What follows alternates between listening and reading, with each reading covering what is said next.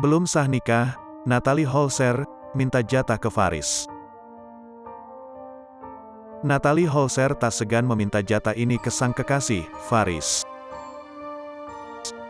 Meski belum sah menikah dengan Faris, Natalie Holzer secara terang-terangan berani meminta jatah pada kekasihnya.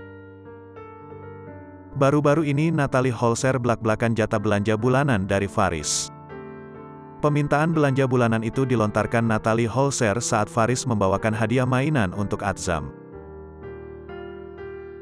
Natalie Holzer pun menanyakan kenapa sang kekasih tak membawakan sesuatu untuknya. Faris yang sedang menyuapi Atzam itu menjawab akan memberi jatah hadiah Natalie nanti di awal bulan. Natalie Holzer terlihat bersemangat dan menanyakan apa yang akan diberikan Faris.